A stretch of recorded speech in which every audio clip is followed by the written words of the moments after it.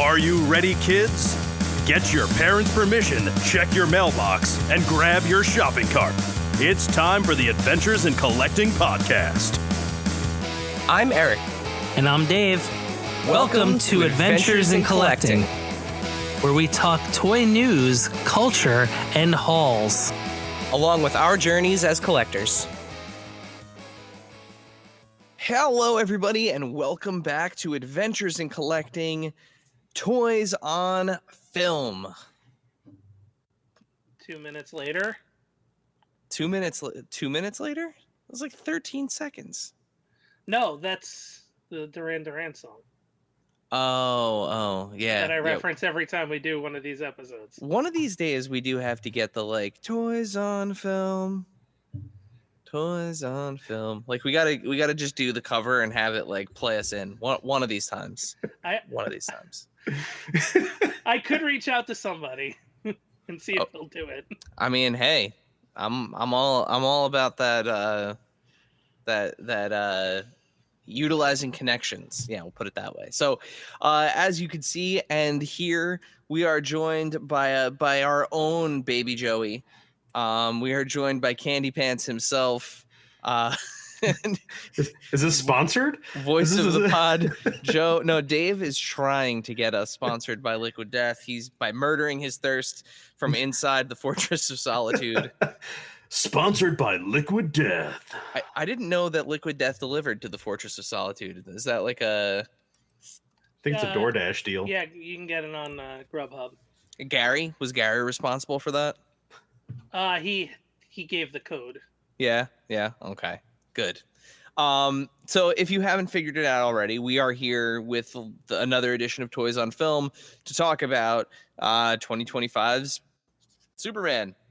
So we're gonna spend the next bit looking up at what's in the sky. And if you're a fan of the Snyderverse, I recommend that you still stick around to hate listen. Yeah.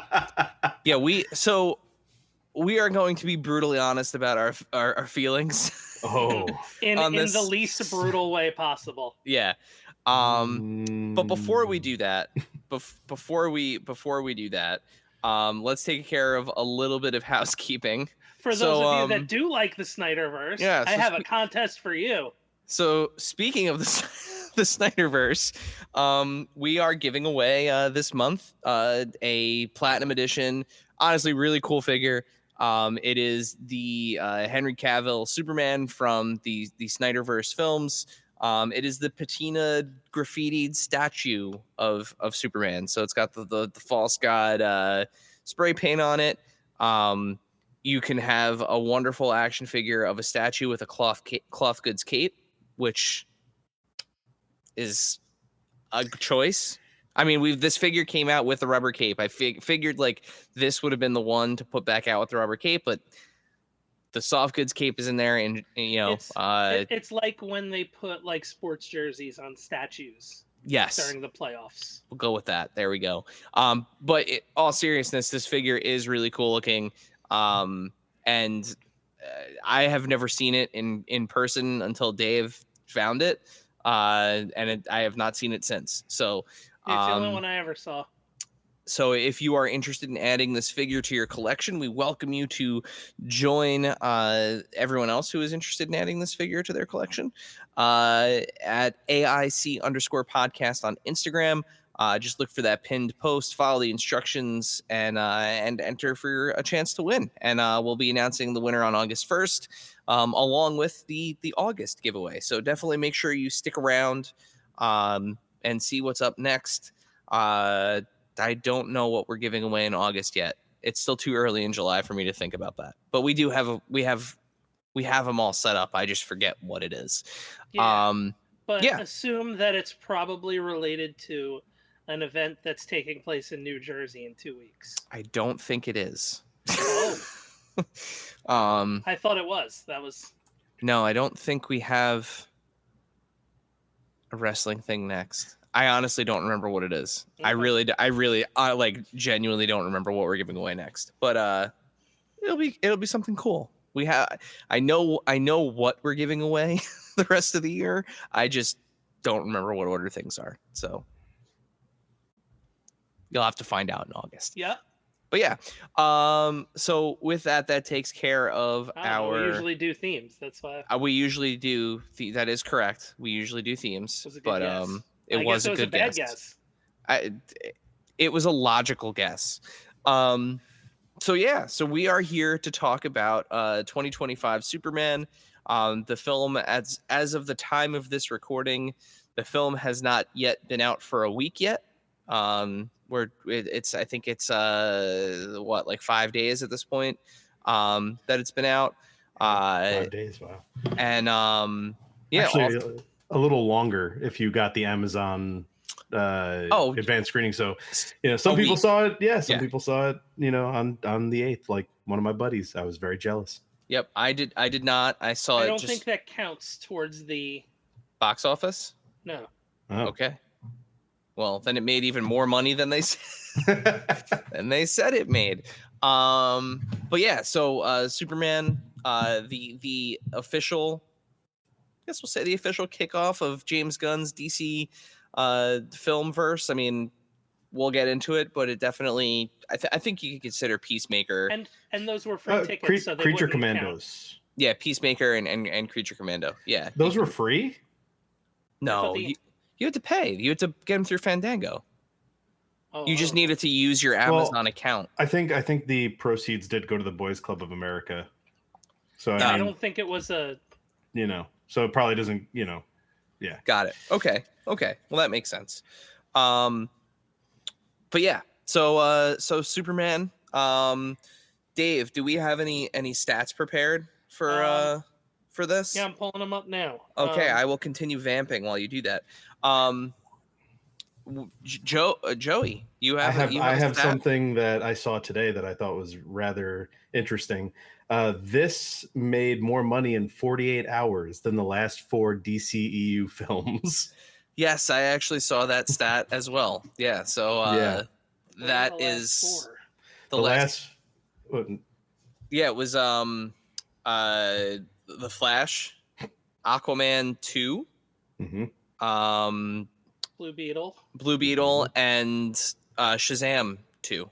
Oh, well. Yeah. And the lowest of that was Shazam. Yeah, that movie made no money. Like huge L. That movie took a big L right to the. And you know what? It's honestly like, okay, so without getting into the politics of Zachary Levi's trash mouth, I thoroughly enjoyed that first Shazam movie, like thoroughly enjoyed that movie. So I was super bummed with the trajectory of Black Adam and that. Like, it was just like they had such a good thing going with that first Shazam movie. It's like a fun, like Christmas movie to a degree, like fun. It is just a fun movie. The dynamic with him and the kids, it's excellent. In that regard. The other thing that's wild is, and we know I'm a big fan of Dwayne "The Rock" Johnson. If you sign a contract where A, you don't want to be a part of the franchise that your character is a part of, and B, your contract states you can't lose. It's really hard to play the villain who's supposed to fight against Shazam and everybody else. Yeah. But just remember, he wasn't the hero. He said that 100 times during that movie. Mm-hmm. Yeah, it was not good. But yeah, so but back to Superman. So yes, it made yeah, Creature Commandos is the first thing that was part of this new I mean DCU. I'm counting James Gunn's Suicide Squad and the Peacemaker TV show. I mean, it's supposedly. So we find out how in a couple weeks. Yeah, right. Supposedly it is. He said that the season 2 of Peacemaker is going to show kind of the trajectory of where kind of some things are headed, and where certain things and people live, and yeah. Like there's going to be a Waller show, but John Economist is in it. We got the Lantern Show next. Oh, Yep. And then Supergirl. Yep. And then they are making another Pattinson. But that's Robert Elseworlds. Pattinson. Yeah. Yes, yeah. And will be designated as such because as soon as a Brave and the Bold script comes in, that's going to be Batman. I'm so excited. All right, Dave. Batman and Damian. Hit us with some stats for this movie. All right. So, Superman 2025 released on July 11th, 2025. It was 129 minutes long. The budget was $225 million. It was written by and directed by James Gunn, based on characters from DC, in case you weren't sure. And of course, the stars David Corn Sweat, Rachel Brosnahan, Nicholas Hoult, Edie, I always mispronounce the last name, Gathegi. I don't know whether it's Gathegi or Gathegi, but yeah. Anthony Carrigan, Nathan Fillion, Isabella Merced. You've got Sean Gunn makes a cameo. John Cena. This is spoiler alert, folks. Oh yeah, we should say that. So we are going to talk about the movie in its entirety here and talk about things that we liked, things that we want to call out. Y'all couldn't keep stuff off Instagram for a day, so yeah. Spoiler alert for sure. Maria Gabriela De Feria was in it. Skylar Gisondo. I said Nathan Fillion. Yep. I think you got all the key players there, Dave. Yeah. So what did you say the budget was? Did they Frank list Grillo. the budget there? Yeah, Frank Grillo as Rick Flag Sr. The budget was $225 million. And what was the opening box office? So opening box office, as that information, by the way, was as per Wikipedia. This information as per Box Office Mojo, as of the day of recording, which is Tuesday, July 15th, 2025. We have 4 days worth of box office record. So domestically, Superman has made almost $138 million. Internationally, what is known thus far is $95 million for a take of just shy of $233 million over 4 days. Awesome. And, I think... and tracking to do very well this coming weekend with only I Know What You Did Last Summer as its competition. Which I will be going to see. Which I actually really want to see too. Yeah, it's going to be interesting, right? It's been a while since we've had like a summer like this. I feel like where you had Jurassic World Rebirth, and then like seemingly on the heels of that you have Superman, and then on the heels of that you have Fantastic Four. So I mean, you only have 2 Marvel movies this summer. 2 Marvel movies this summer. What's the other? Thunderbolts come out at the beginning of May. Yeah, I guess so. Yeah. Now all of May counts. So. Yeah, that's fair. But yeah, so crazy just July though. Remember when June, July. Remember when like Memorial Day started to count as the summer movie season? Yeah, it's true. Like Die Hard with a Vengeance was the first big one.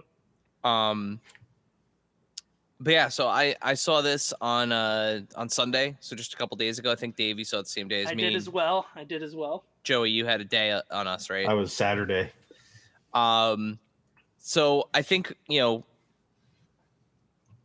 can all confidently say, and as we kind of get into the movie here and talk a little bit more, but I think our main takeaway was the 3 of us kind of unanimously enjoyed the ever-loving shit out of this movie.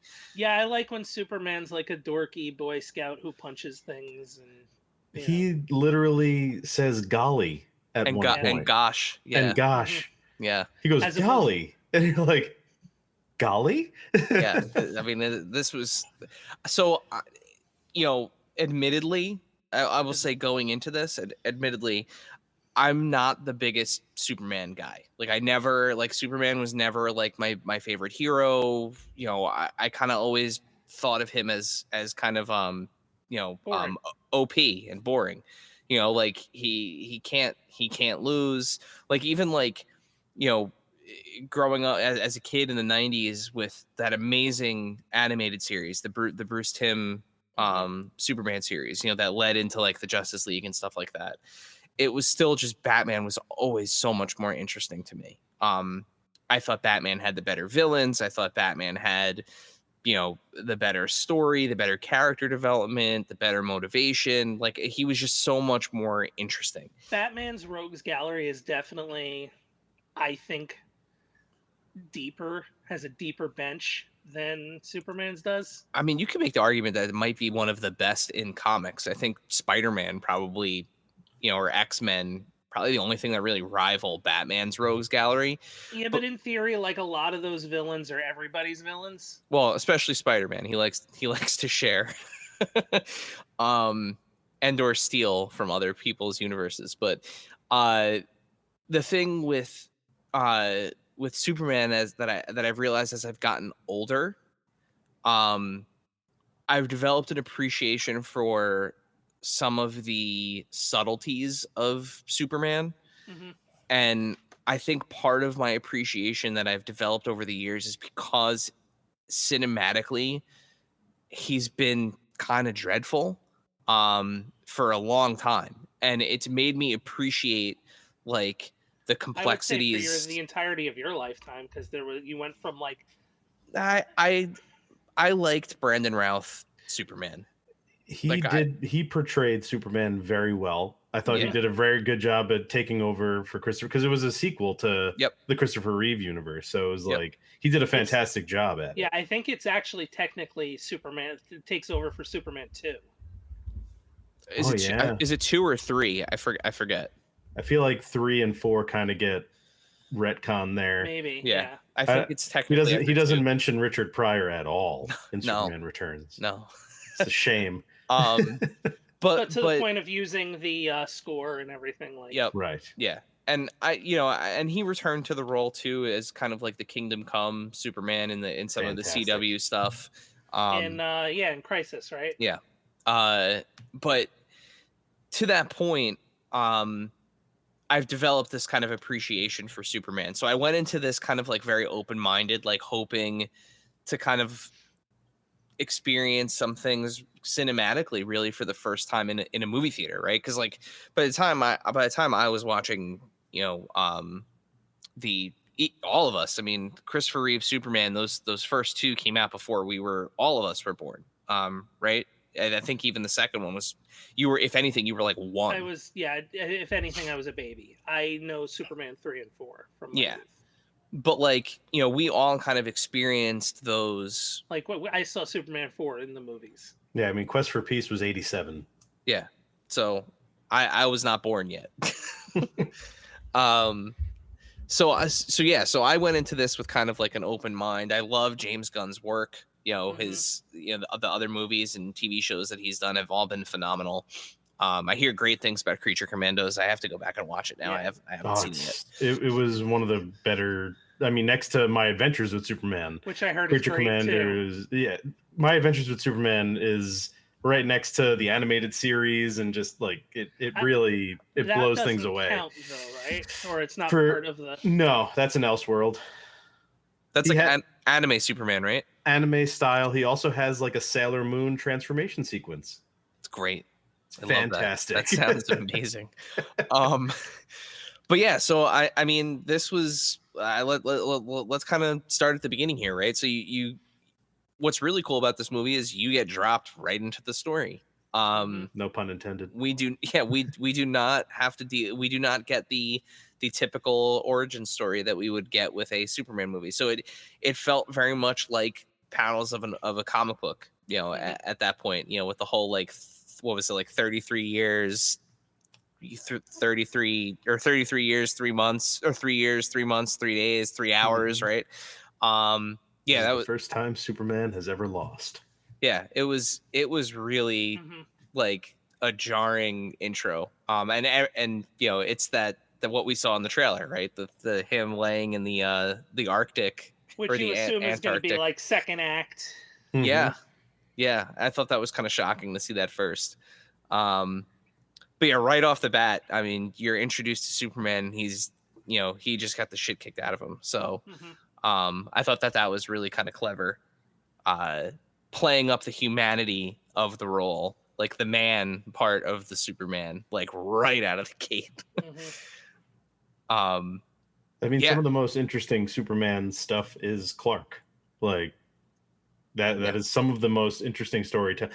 I'm like you, where I was not the biggest Superman, but it took me getting a little older and just like continuously like ingesting the media of Superman to be like, oh, okay, I get read it now. Superman like on and off. I never hated Superman. I just was like, you know, Batman does stuff.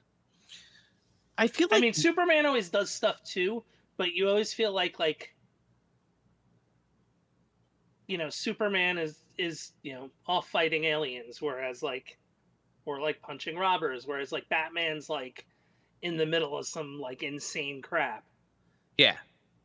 Yeah, and like, that was always the thing. I mean, there's a reason why the term kryptonite, you know, has become a household term for things outside of a green rock that kills Superman, right? Like, yeah, and Superman barely lost. Like Superman, a lot of Superman of my youth, I'll say, felt more in line to me with like Batman 66 than like anything else, because it's like, well, everybody knows the movies, and the movies are kind of have that camp factor to them as well. So it's just like, well, how's he going to get out of it this time? Like, type of deal. Yeah.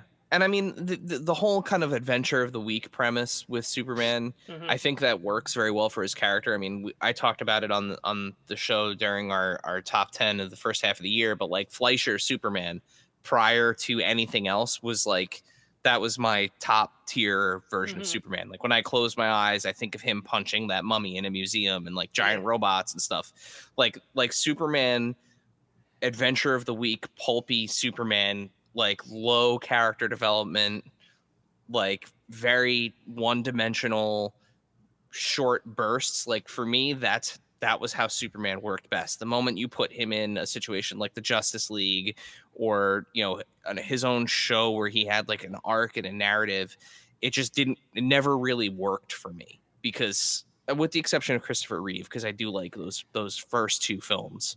I like Superman 3. But not even gonna touch that. It's ridiculous. That's why I like it. Richard Pryor is the best scientific mind of our generation. It did something different. It did. It sure did. It wasn't Gene Hackman trying to get land. Australia.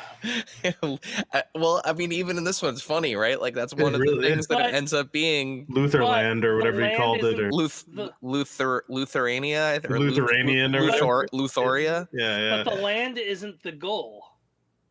No, it's control. But still, it all boils down and comes back to real estate. Yeah, it's always about that real estate. Even Kevin Spacey's character in Returns did the same thing. It was land. Yep. He needs land. But in this case, I'm going to create land. Yeah. All right. Yeah. So, you know what? Let's talk about Lex for a minute here, because I think Nicholas Hoult. Wow. Unbelievable. Like, I mean, he's 2 for 2 on playing comic book characters, isn't he? I was worried that I was not, because the Beast is one of my favorite X-Men, so I was worried that I was not going to be able to like separate the two, you know, because the man from Beast. Well, you know, sometimes when an actor plays a character that's it sticks in your head and it can get in the way. From the first moment he was on screen, I was like blown away by how good he was. He was a bastard. He was an evil man. And the second like because I read the story that like the Luthor part was based off of, which is Lex Luthor, Man of Steel with the Brian Azzarello miniseries, which you can get now in a graphic novel called Luthor. It is one of my favorite, and not in like a red flag sort of way, but it's one of my favorite written miniseries probably ever, because one of the things that I think makes a great villain, a great villain, is the fact that like no matter what you do, no matter what you say, what that person thinks is what they think is correct. Like you're not changing their mind. And he is nice, the prototypical like xenophobic, we'll just say Metropolis first. Yeah. And this is, we're not talking about this is a story that was written 8 years ago. Like this is from a while ago. I want to say this book is like 20 years old. It's just perfect because it's really a character study on 2015, it looks like. It was at least when this was collected. I'm trying to see if when it was if you look up Lex Luthor Man of Steel, you'll find it. But it's like a character study on like why Lex Luthor is, and he's not like the charming Gene Hackman, or even Kevin Spacey, like, haha, I'm nice, but I'm like a sociopath. Like, I mean, like, real 2005. Sorry, I misread. Like, real, just horrible person who thinks that Superman is here to destroy us, and not only that, I mean, he says it so poignantly towards the end of the movie, right? When he says, you make me feel inferior, like your greatness it's just jealousy is a reminder of how weak we are as humans, right? Like that's how he sees Superman. And Lee Bermejo's art is incredible. They went on to do a Joker book later on. That Joker one shot is amazing. The one where he gets out of jail and well, this is better. Yeah. No. I've read some of this. I haven't read the whole thing. I need to go back and do that. But it's probably, I think, I'd be hard pressed to say there's a better Lex Luthor story. Yeah, and I mean, Nicholas Hoult does such a good job of bringing that to life, like every part of that. So like I think the part that makes it better too is that we always see comic book Lex as like this kind of more broad dude, like he's physically broad. I think the fact that he's slighter, makes it better. They always like try to make him mimic Superman in the comics, like where he's just visually. Like visually he's a much larger dude. And then there was even a couple of like of the animated stuff that had come out where they actually kind of highlight him like working out as much as Superman. And then when he gets like his power suits and all that. Yeah. And I mean, I could see Nicholas Hoult totally rocking the power suit at some point in this, like without a doubt. This universe lends itself to power suits. Oh, he has to down the road. I would be shocked if he doesn't. Yeah, I think we're definitely headed in that direction with him. Becomes President Power Suit. But like, I so like when I always think of Lex Luthor, right? Like I think of two versions. I tend to, well, now I'm going to think of Nicholas Hoult kind of, I think, first and foremost, but like Gene Hackman is like the funny side of things, right? And then and Kevin Spacey to that degree too. But the animated series, like you said, like the broad-shouldered, kind of big Clancy Brown voiced. Yep. One of the goats. But yeah, I loved that about this character because this version of the character, he was a regular dude that was terrifying. He's like a tech bro. Like And like, what was always his kind of like tagline when he was described in like the world's smartest criminal mind or something like the greatest criminal mind of our generation. Yeah. And I mean, the plan that he put together, the multi-layered plan, shouting out those move sets to like beat Superman and stuff. It was just the gamification of it too, because like I know we're good at that. I'm jumping a little forward, but when they're in his pocket universe and he has the cart vendor from Metropolis, I can't remember his name now. Was it like Malik or something?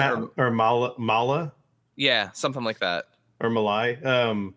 That scene, I'm like, okay, so he's playing Russian roulette with this man. Mm-hmm. Yeah. And like no matter how smart you are, you can't calculate when that bullet's gonna happen. Yep. I mean, that's like, the point of it, right? Like that's the point of it. Like, just him doing it, he gets 2 in. Yeah. Two esques twice.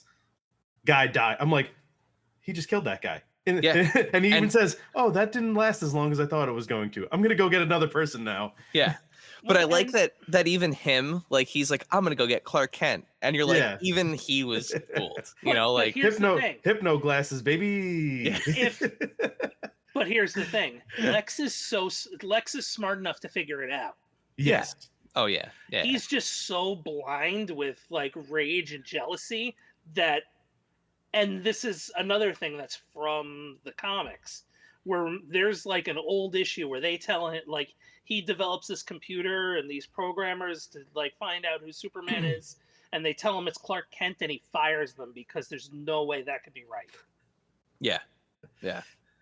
Which is actually a great transition, because I think one of the things that's not being talked about enough is how good. So like Corin Sweat was great as Superman. Like he was a great Superman. He brought a lot of like dimension to the character and everything. His Clark Kent, we don't get to see it very much in the movie, actually. Like he doesn't play Clark Kent like in maybe more than like 2 or 3 scenes ultimately. But like even just seeing him walk into the Daily Planet and kind of have that the banter with like Perry and with Jimmy Olsen, we got to get into that. We definitely got to get Sex Machine Jimmy Olsen is one of the best decisions I think James Gunn has ever made. But as the kids would say, he has Riz. Yes, he's dripping with Riz. His portrayal of Clark Kent, like I thought was excellent. Like excellent. I love how like Corin Sweat's a big dude. Yeah. He's 6'4". He's a tall, big dude. And he just, as he's wearing his Clark Kent, persona, it's just like he's big and awkward. He doesn't look like he belongs with everybody in that room either. Which is fantastic. Like that's what you want to see. You want to see that coming out of Clark, where it's just like he's a big awkward goof. Yep. Like he doesn't look like comfortable in his own skin, right? Like zero chill whatsoever. Oh yeah. Interviewing himself. Yeah. Thinking it's a good idea. A good idea for him to interview himself. Yeah. Ethically, just so wrong. And I love that Lois calls him out on that, and I mean, she was just... Wasn't it nice to have, like, the greatest reporter on the face of the earth be, like, also smart again? Yeah, and the fact that, like, again, like, there were certain... talk forever about that, about her portrayal as Lois. It was... certain tropes are, like, overdone, right? Like, we didn't need to see her not know who he was, and, like, go through that whole thing again. Like, it was just... Or get kidnapped by some guy she saw yesterday. Yeah. It was just nice to see a strong portrayal of her. And I love the whole like punk rock thing that was woven through it, basically, I mean, effectively like treating Metropolis like New York City. She was basically like, oh, I'm a punk rocker from Brooklyn. It was effectively what she said. And he's a punk rocker from Kansas. Yeah. Listening to Christian rock. Yeah, the Crab Joys or whatever it was. I forget what they. Yeah. Like the pop punk band. He was basically a Blink-182 fan. Charlotte. Yeah, or Good Charlotte. It was more what they looked like. Yeah. Or Simple Plan. Take your pick. Yeah. But people like them. I will not allow Simple Plan slander here. No slander. I love them all. But yeah, it was yeah, he was just. But she's like, all right, dude, come get me when you hear Rocket to Russia. All right. Yeah. Yep. I mean that portrayal was also right up there with the version from the animated series, like or Margot Kidder. Yeah, or Margot Kidder. But like to go with that modern style, like James Gunn said it. This was heavily influenced also by the animated series and as well as a bunch of the comics, that he read. And, big All-Star, Birthright. But like it had all those notes. Great arc too. It's like, I think of that era, probably the best Grant Morrison thing. Because it ain't Final Crisis, that's for sure. I mean, just all those notes though. It had everything that you could want. I will say that, you mentioned the gamification of what Lex was doing. My brain instantly went to Guardians when they were all using the ships were by the hive mind. Yeah. I was like, oh, this is like, that's that scene, but with Superman. Yeah. I mean, there's one thing too, like, you mentioned Guardians. And I think one of the things that James Gunn has proven in this movie that he is not like a flash in the pan regarding is his ability to develop ancillary characters to almost the point of scene stealers. In some case, for sure, scene stealers. And all three of them were. Yeah. I personally like. I know who Guy Gardner is. I know who Hawkgirl is. And by the way, Dora the Explorer is Hawkgirl. Just perfect. Yeah. Well, I always think of her because she did that first. She was the first live action Dora the Explorer, and she's fantastic in The Last of Us season 2, by the way, as well. If anyone's not watching that, haven't watched it yet. I have to watch it. She's fantastic in that. By far my favorite character. But Mr. Terrific, like I knew nothing about that character. I mean, I knew generally that he existed, that he had a T on his face, and that he was like a tech guy. But like, I didn't really know much about the character, and I mean he ended up being. T is part of how he controls the. He ended up being probably my favorite part of the movie. To be perfectly honest, like every time he was on the scene, and we'll talk about the toys at the end here, but like. I made a post on Instagram where I said, like, I went from knowing nothing about the character to wanting to know what he eats for dinner every night. Like, I found him so interesting, and it was like, give me more. Like, and those little glimpses of like them putting the Justice League together and seeing the classic Hall of Justice. And it's like straight out of Superpowers or Super Friends, whatever you want to. And seconds later, I was gonna say, Joe, hit us with a meanwhile. Meanwhile. That's the Hall of Justice. Seconds later, at the Hall of Justice. The seeing like a Honda parked out front of it and like just like dudes on scaffolds like working on it, like it just there, and that was kind of one of the things tonally that I loved about this was almost like the non sequitur nature of some of the things that happened, right? Like no one thinks it's weird that there's a giant floating eyeball in the sky, because or like this exists exactly. But like think about like the way that I looked at it. I had like a little chuckle to myself as I'm sitting there because there's the scene when he's fighting the kaiju that it's an intergalactic imp. They'll take care of it. Like that was. But when he's fighting the kaiju, right? Lots to unpack in the scene because it was just awesome. But they keep cutting to this one guy who's just casually watching Superman fight this literal this is everyday life for these people. Eating a hot dog, right? Like just like watching Superman fight this thing. Like yards away from the front of his floor to ceiling glass window, right?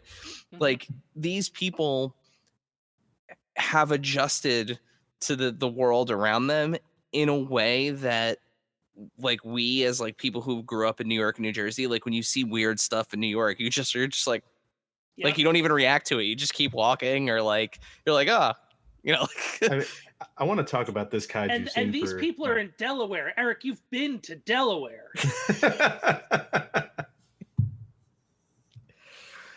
Well done, Dave. Well done. And now, a word from our sponsors.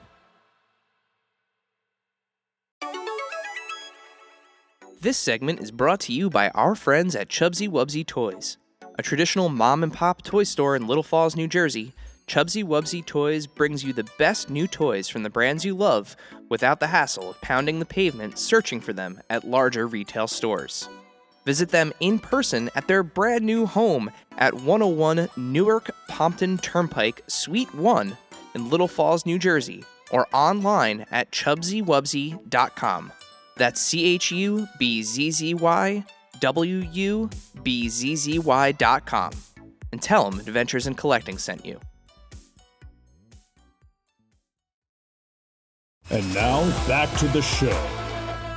So, yes, the kaiju scene, Joe. I want to talk about this kaiju scene, and we're going to start getting into some bashing territory. The not overcorrection, but the correction that was made here was Superman stops the kaiju from crashing into a building. He looks back at the people and says, "Is everybody okay?" While the kaiju is still there. But that's what he would do. Right. It's fantastic. Also, I want to save the kaiju. Yeah. I don't want to kill the kaiju. Well, Superman doesn't kill things. Guess what? I love that Zack!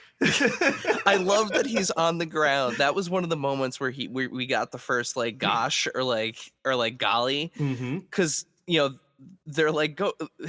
He tells he's like, oh gosh. He tells Mr. Terrific, right? Like Mr. Terrific is like, what's going on, and he's like, his skin's really hard. And then tries to make like I'm just trying to get him out of the city. And Mr. Terrific rolls his eyes and is like, "Go for the eyes." Yeah, go for their eyes. And he's like, "Oh, yeah." And then Guy Gardner produces one of the best constructs I think I've ever seen, and just that piston that's just poking him in the eye, the one that would just like repeatedly. And this monster is just getting pissed, and he puts oven mitts on it. And Hawkgirl's like, Can you help?" Like Superman saves a squirrel. That was the best. He saves a squirrel. So we see that again, like, from the trailers, and when we see trailers, we're always trying to guess like where a scene fits into like the larger thing. You would think that like Superman saving that girl from all of those like the debris, right? Like you'd think like that was like some big like epic third act, maybe even final act like moment. Nope, it was a borderline throwaway during the kaiju scene because the Justice Gang come in and they're a little looser on the like protect everybody rules. So he then goes on to basically like, crowd detail, right? And and Superman's running around saving little girls, saves a woman, saves a squirrel, saves a dog. If you think about it, saves the dog. Yeah, the Justice Gang are corporate funded, like subcontractors, effectively. Like, Yep, because the Justice League is not a thing yet. Guy Gardner's oven mitts were fantastic too. Yeah, love those. I made oven mitts. Yeah, yeah. I mean, like, and to your point, Joe, like tonally, this was such a shift from everything. Like even just from the color palette to the lighting to the underwear on the outside again.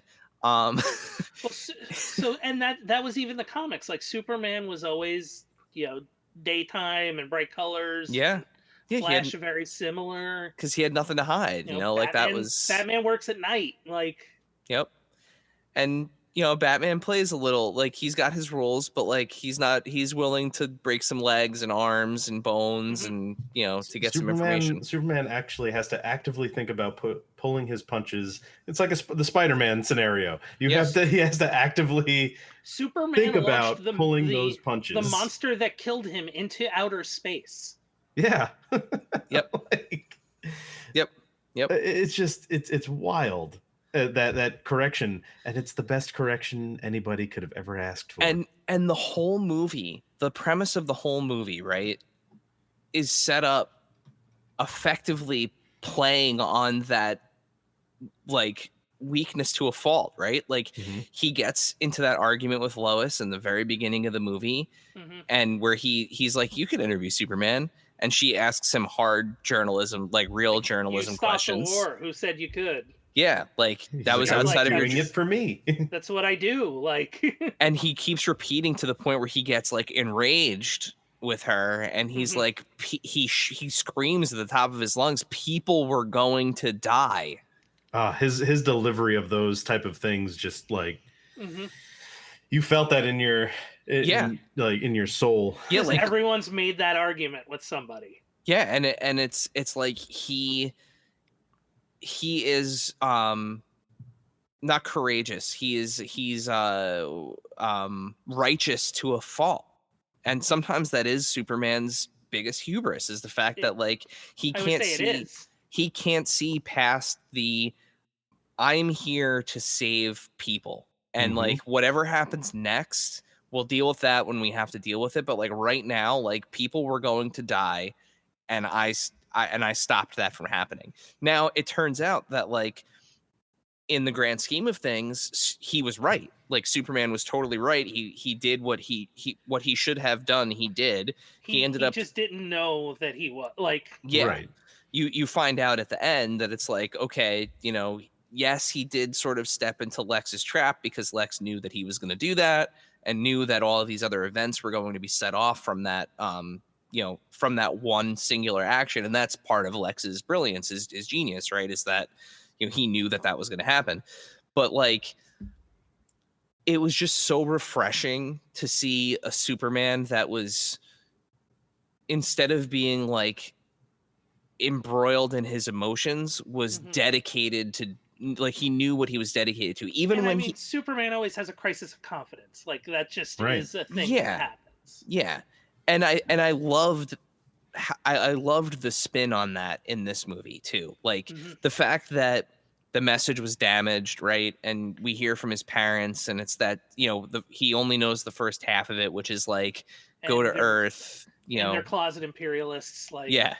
And then when he hears that's when his crisis occurs, right? Like he hears the rest of the message, and the whole time he's like even like the Superman robots, right? Like they play that first part of the message to like soothe him. You know, he gets to hear his parents' voice, right?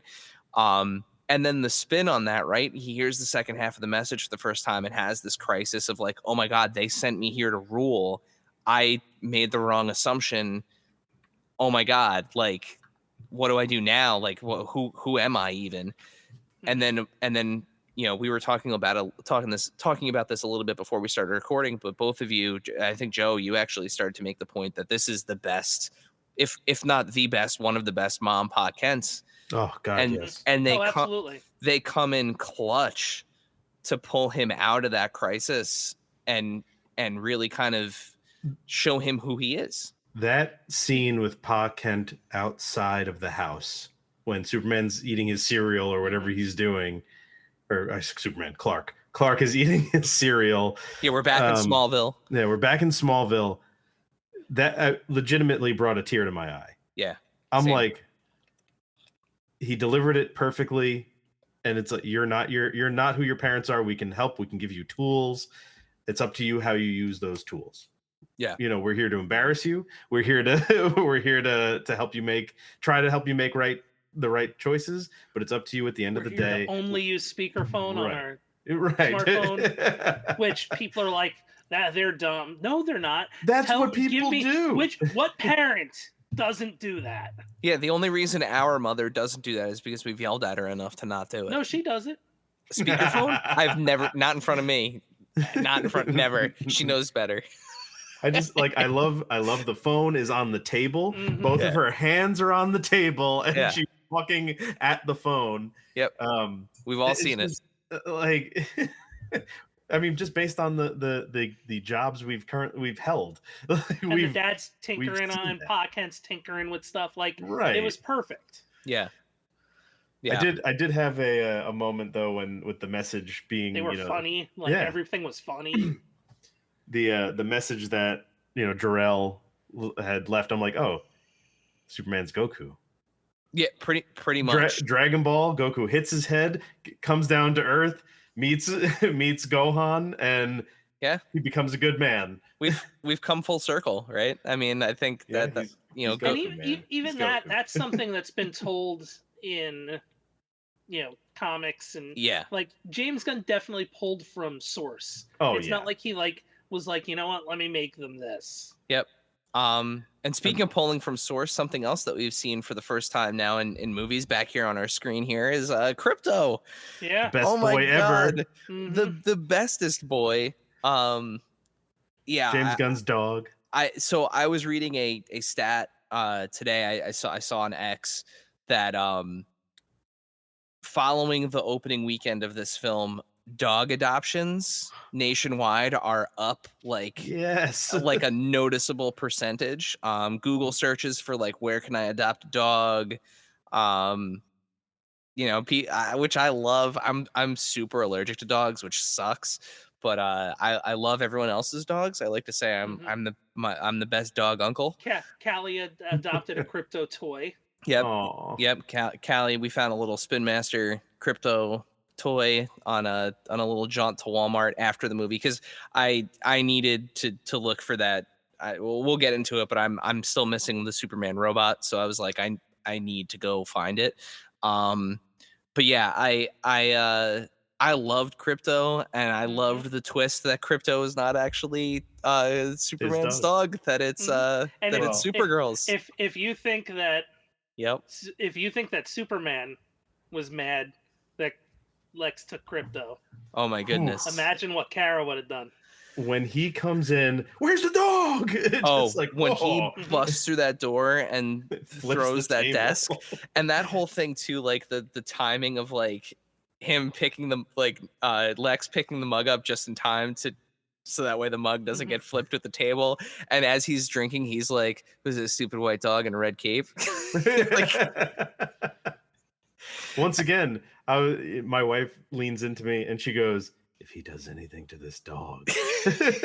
So I don't know if it still exists, but there used to be this website called like Does the Dog Die? Oh yeah, no, that's the thing. Okay, it's they've added a lot to it. Like okay, all right. Dogs, cat, like there's a lot. So I did not look beforehand. I kind of figured that Crypto would be okay. I didn't think James Gunn would do that, at least in the first movie. But I will say one of the few moments in the movie that did give me sort of like pause was when we get the cameo for Supergirl. I'm curious to see if that's like this is Supergirl on like PTO/vacation. I know they make the call out to like, Kryptonians like to go places with red suns because they can get drunk. I thought that was hilarious. Like the whole scene played out perfectly to me. Like it didn't bother me in the moment. It was one of those things that just gave me a little bit of pause because like, well, Joey held up the book. So a recommendation that was made to me was Superman, Woman of Tomorrow, Tom King, Supergirl, Woman. We're talking so much about Superman. Supergirl, Woman of Tomorrow, written by Tom King. It was a recommendation made to me way before this movie was even really announced. Which, by the way, is the story that her movie is based on. Her movie is going to be based on this. So I need to go through, read this, and check it out. Let's just say it's not out of character. Okay. Yeah. Apparently, she's a big time mess. So okay, so we are getting hot mess Supergirl. Okay, yeah, we're gonna get hot mess Supergirl. Not mad about it. I'm okay with it. Again, it was just one of those things where it was like, like it gave me like a moment of pause. I'm just curious because I don't know if they're gonna like do anything with the Kara's parents never really agreed with Superman's parents. I mean, they could be like, look, we're not conquerors, and go that route. And there's like I know there was a whole sub story at some point where like I believe they sent her in order to make sure he didn't do that. Yeah, I mean, a lot of people, and there was a couple theories of things going on too. Millie Alcock is the actor's. Yeah. A lot of theories that were going around that like, oh, Brainiac altered the message, Zod altered the message. No, I don't think anybody did. But that was a theory that people were having. I mean, maybe just because they didn't want that don't want that story. version. There's been a lot of discourse for certain things. One of my buddies told me yesterday even that people were upset about that floating eye scene, and I thought it was a perfect comic book panel. And that's exactly what it is. And I mean, it wasn't a dereliction of duty, on Superman's part. That is a comic book panel and a half. Like, yeah. And the first thing he said, like Lois was even like, were you out there helping them? And he was like, nah, they have it. Like they have it handled. I mean, the discourse against him, even one of my really good friends. If anything, I don't like how weak Superman Imp was it. Yeah. Right. Yeah, and that's the thing. He wasn't weak, right?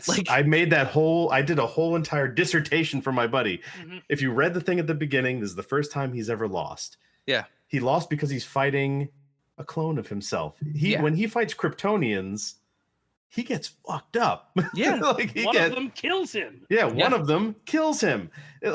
He gets messed up when he fights other Kryptonians or something that's basically just as strong as him. And he went out at 80% strength. Yep. Then he gets kryptonite poisoning and then still goes out to go fight. Yep. He's not at full power. Yeah, and he falls into this proton lake or whatever the hell they called it. We haven't even talked about Metamorpho yet. Yeah. Oh yeah. Metamorpho has to make stuff up in order to power him up a little. Yeah. Basically makes fusion. Yeah. Basically makes us make I can kind of make a sun. He was great too. We also haven't talked about Eve. I mean, listen, we're not going to be able to and Sex Machine Jimmy Olsen. Eve, the low key smartest person in the movie. Mm-hmm. Yeah, that Eve Tessmacher. Yeah, it's so good. I mean, Otis Berg. Yeah, there wasn't a bad. That's Otis's last name is Berg. I love it, Otis Berg. There wasn't a bad piece of casting in the entire movie. I mean, everybody did what they had to do. In terms, Lex is chuds that are oh yay, we'll help you kill Superman. Yeah. Just, I mean, everybody was excellent. In terms of the story, and Metamorpho, what an underutilized character that again, those are the types of things that James Gunn succeeds at. Right into Justice Gang, and DC, Marvel has a lot of weird characters, people with wacky superpowers and stuff like that. Marvel is filthy with those, but DC's got some real weirdos. Some serious weirdo characters. So I think he's going to really soar here, especially. Have a good time. Dude, Peacemaker is a big deal now. Yeah, and he had a great cameo as basically MAGA Peacemaker, which was hilarious. On Michael Ian Black's conservative talk show. His Tucker Carlson show. Yeah, I am gonna be. I was thinking him more of a Gutfield. That's fair. I'm gonna be so curious, when because they're gonna bring in Martian Manhunter. We got no Martian Manhunter. Well, they did mention Mars at one point, and he said, "I'm not a Martian, I'm Kryptonian." Right. That was But they caught that. What is it? Man of Steel, I think, or one of the Snyder movies had a cameo by Martian Manhunter, and it was that was it. And no, it didn't. It had a guy who everybody thought should play Martian Manhunter, and for the Snyder cut, he was like, you know what? Everybody's got a good idea. Not gonna lie, that wasn't a bad idea. It honestly wasn't, but it was a perfect example of why that stuff was I'm broken. Gonna crowdsource stuff for this. Yeah, let's make this happen. It was 2 seconds though. It was nothing. But it was. I think before we head into toys, because I can't believe we've already been talking about just the movie for an hour here. Let's before we shift into toys, tonally, I think we can all comfortably say DC is back with this. Yeah. This is back on track. It is a great glimpse into what we're going to be seeing with the DC universe under James Gunn, and I think we have a lot of really good stuff to look forwards to. So I mean, Lex using monkeys to be rage baiting online trolls was just you know who he's talking about. Yep, we know. Yep. Hashtag super shit. Oh man, you know I don't like that one. It's a bad word. That's why. Yeah, and it's also a bad word. And also Superman just not being on social media, like him. A little bit. He's like, a little bit. I read funny. it a little bit. This is so funny. All right, so like any good superhero movie, we've got the little bit, by the way, is Guy busting his chops. Yeah. And sending it to him. Yeah. One last thing before we get into the toys, because I think this is an important part of the movie. And it does have to do with Justice Gang, but I think it's like a super important thing going forward. Yeah. People know who he is. Oh yeah. Like more people than you think. Yes. Know who Superman is. Yes. Yeah. I love Guy Gardner for that. That was. Yeah. Well, it makes sense that they know they kind of have to. That whole scene where where Lois yells at him like, "Well, what if I didn't know? Like, why would you tell me? What if I didn't know?" It's the hypno glasses. You know about the hypno glasses. And then he goes, "Well, you're one of the cloth." I one of the cloth. I almost pissed my pants. I was laughing so hard. And middle finger constructs. He's so good. Yeah. Jimmy and Perry White 100% know. No, they don't. They just know that Lois is with Superman.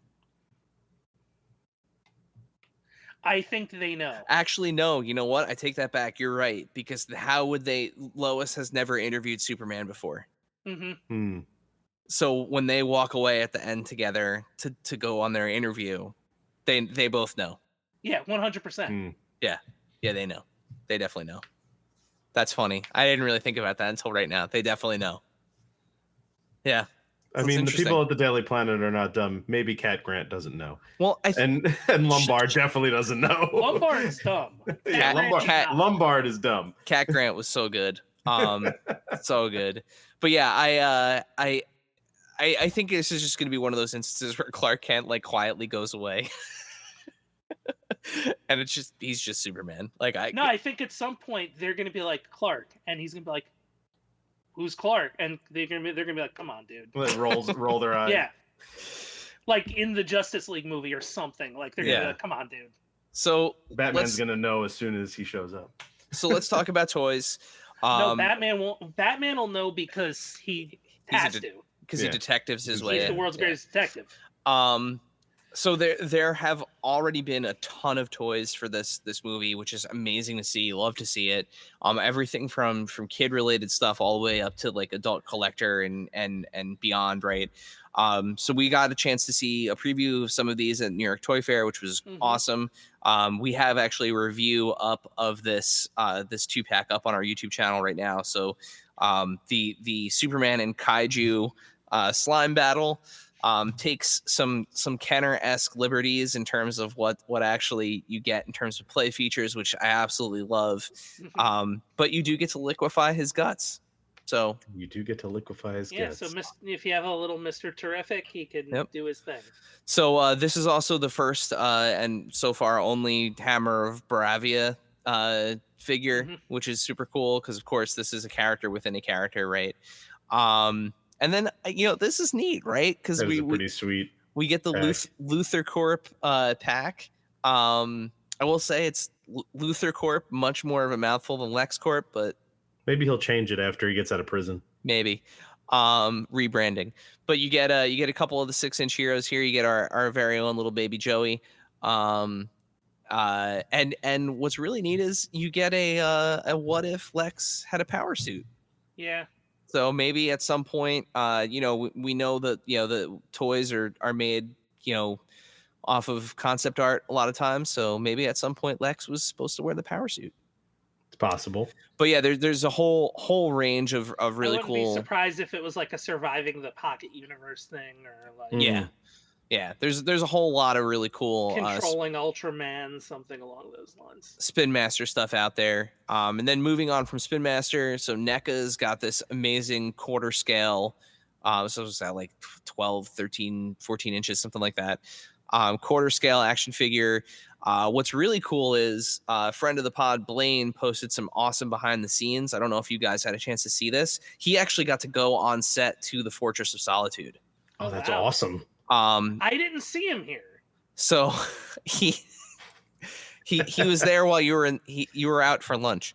I was seeing the movie, and that's when Blaine stopped by. So he took some photos on set.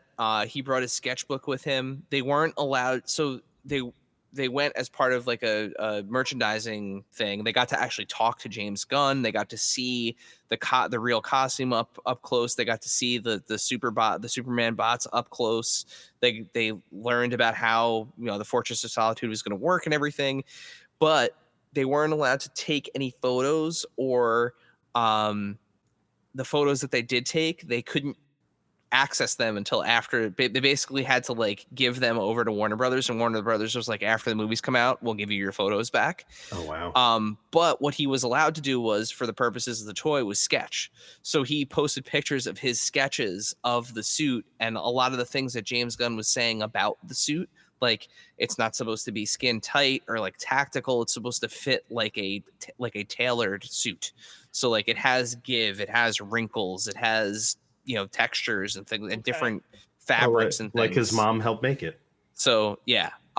So this is the result of what you're seeing from NECA is based on Blaine's sketches, which I think is really neat.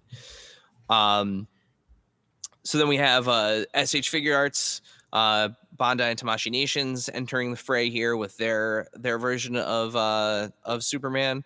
By the way, a lot of what you're seeing is available for pre-order on Big Bad Toy Store and other retailers. So AICpodcast.com/links, and you can find all this stuff. But the SH Figure Arts Superman.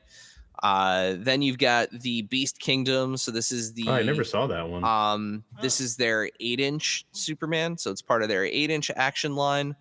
You get Superman and Crypto there. Of course, the Hot Toys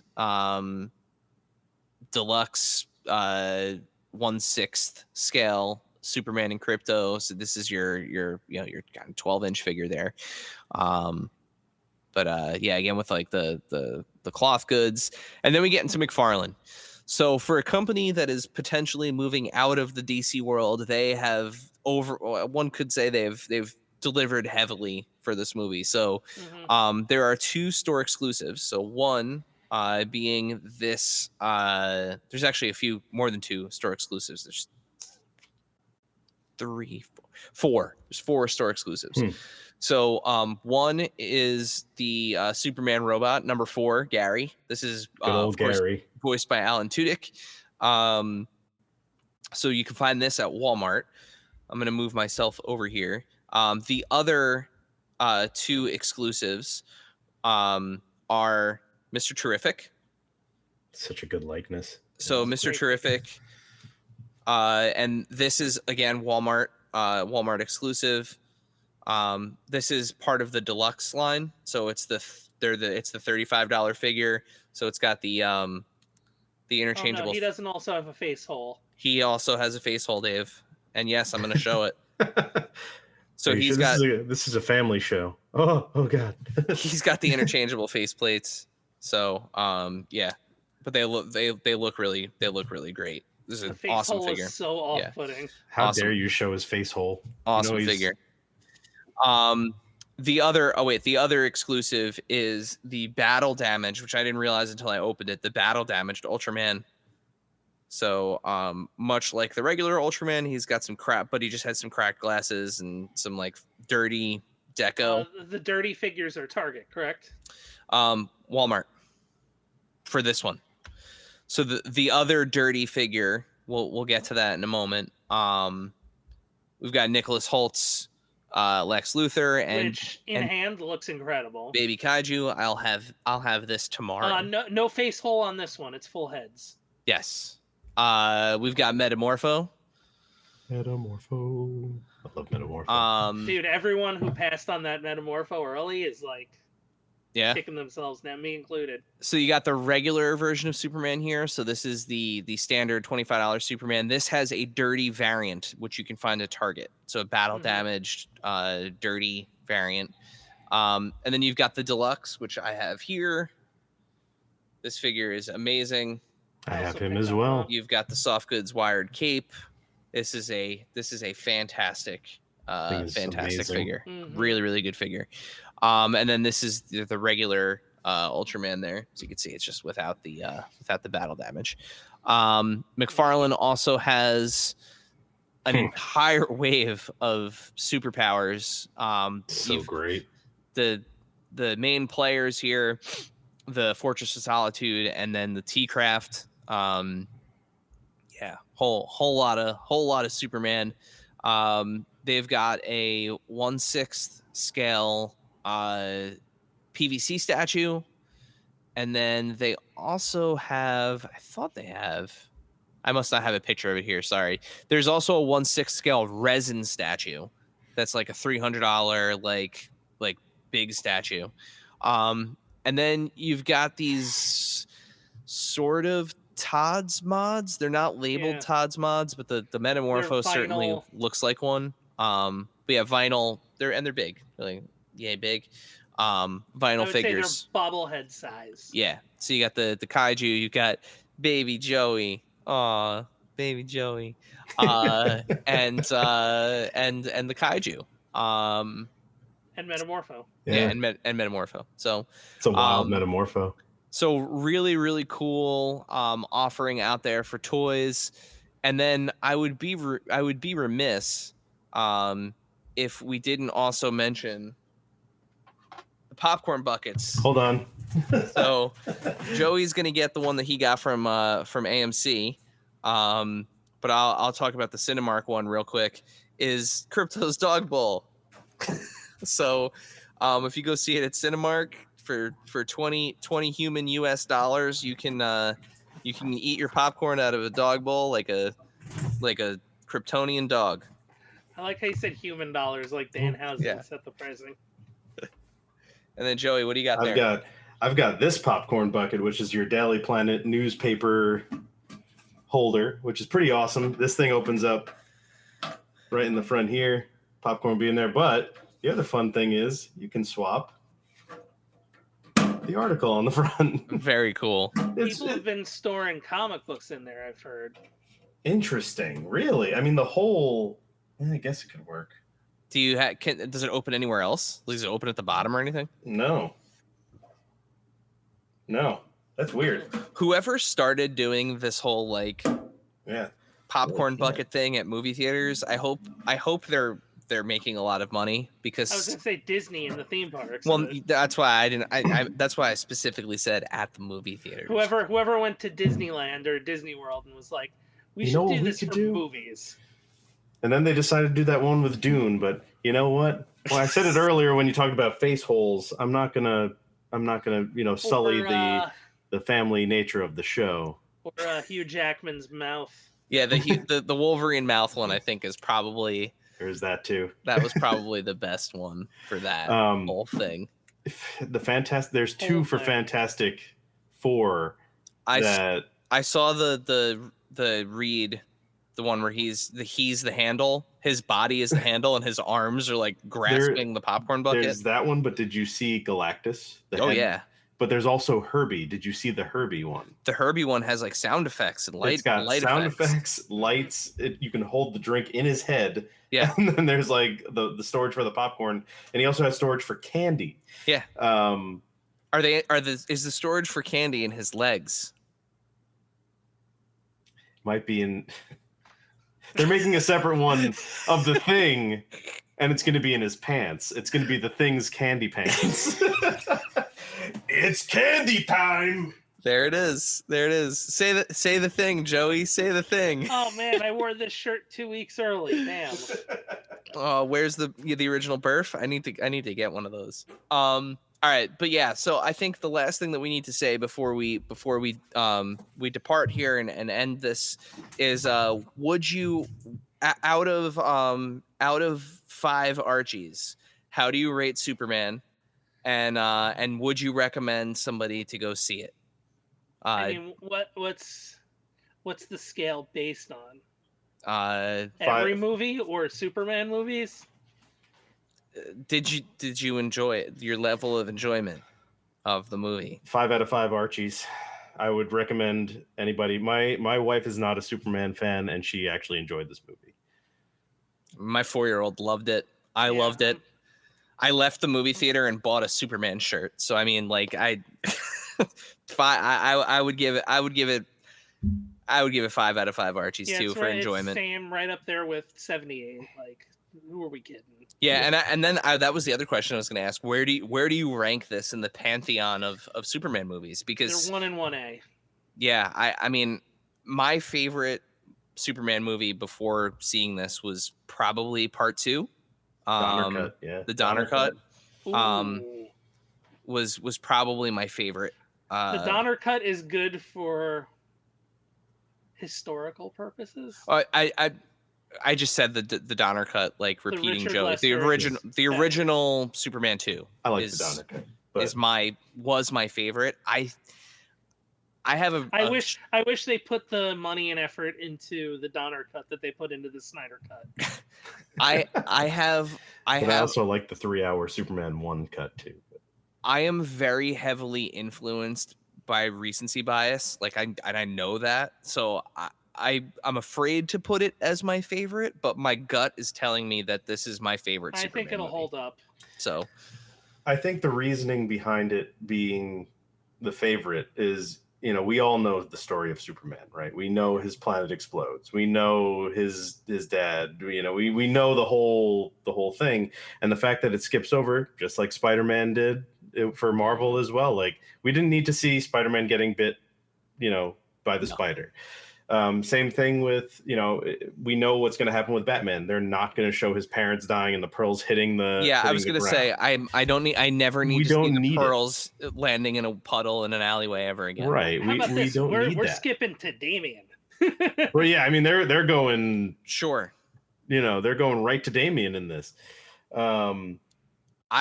The thing I'm excited for is now that he's done this, and I think a lot of people feel this way too, especially like, people of a certain age, right? Like the death of Superman is that like moment in comic history was so like red hot.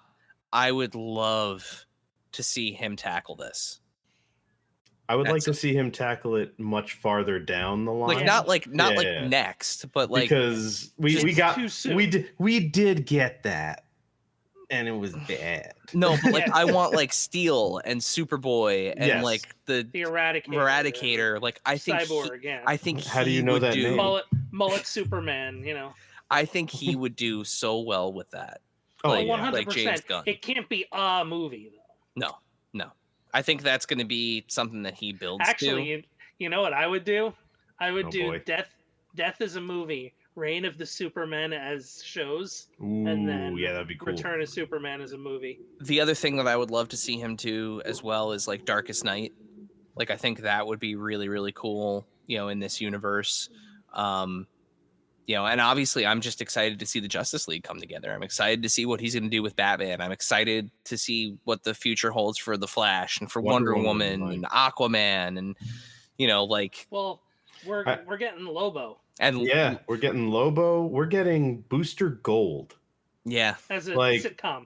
We're getting Booster Gold. Booster Gold's going to be a sitcom. Yep. Yes. An HBO sitcom. Which is awesome. Hopefully Kite Man shows up in it. Hell yeah. By the way, if you are not watching that if you are not watching that very much so for adults Harley Quinn animated series, please adjust your schedule and get that in. Dude, we're getting a Clayface horror movie. That's insane, right? Animated horror movie, right? Is it animated? No, I thought it was animated. It's Mike Flanagan. It's real. It's a theatrical film. Yeah, perfect. Love it. James Gunn is an amazing horror storyteller too. Animated. I think we're getting a Robin animated thing. That's what I was thinking. Yeah. Yes. Yeah. Robin and Nightwing. Yeah. It's Robin and Nightwing. Something else coming up is hold on. But there's just so much like stuff, and James Gunn can lead into all, and you said it earlier, he can lead into so much of the weird. Yeah. I just honestly I hope that the studio sees what he did here and they get out of his way and Blue Beetle's going to be animated. And they let him do his thing, because you look at his track record at this point. Suicide Squad was fantastic. The season 1 Peacemaker, fantastic. Again, Creature Commandos, I haven't watched, but I have not heard anybody say anything bad about it. In fact, I think you're gonna get a political drama in Themyscira. Amazing. Interesting. Okay. I mean, so I'm like here. The West Wing. I'm here for it. You guys know very much, my love for Keanu movies and for all things Keanu. If they were to not make Constantine 2, which I know that they were thinking about, working on doing Constantine 2 with Keanu. Even as an Elseworlds, even if they decide to be like, you know what, we're not going to do Constantine 2, but they're going to let James Gunn and crew tackle a accurate Constantine for this new world with Swamp Thing, put the both of them together in a movie. Yeah, we're getting Swamp Thing too. Swamp Thing is, I think, James Mangold Swamp Thing. Awesome. Great. Give me Swamp Thing and Constantine together in a team up. Yeah. Yeah, what's that? Justice League Dark? Start to put that stuff together. Start putting that stuff together. Oh man, that was going to be Del Toro's DCEU. That would have been so good. Hey, bring him back. maybe they can bring him back. But listen, I think there's a lot to look forward to. There's a lot of really good stuff in the pipeline, and it's just nice to be able to talk about DC with a smile again. When it comes to the movies, it's been got Peacemaker season 2 coming out. It's nice to watch a movie where the hero smiles too. And Supergirl's next year. Yeah. Yep, and maybe I think that's a good closing sentiment. I think maybe the new punk rock is kindness. Right? Yes, sir. So be good to each other, and hey, guys, look up. Thank you, dear listener, for hanging out with us today. Subscribe, rate, and review us wherever you listen, and then tell your friends to do it. Thanks also to Joe Azari, the golden voice behind our intro. Our music is Game Boy Horror by the Zombie Dandies. Find more about them both in our show notes. Follow us on social media at AIC_podcast on Instagram and Twitter. Stop by and say hi, show us your toy hauls, and share your toy stories. Maybe we'll talk about it in a future episode. Don't try this at home. Void where prohibited and some assembly required. Each sold separately, not a flying toy. Consult a physician if your toy run exceeds more than 4 hours. This has been a non-productive media presentation. Executive producer Frank Hablawi. This program and many others like it on the Non-Productive Network is distributed under a Creative Commons Attribution Non-Commercial No Derivatives license. Please share it, but ask before trying to change it or sell it. For more information, visit non-productive.com.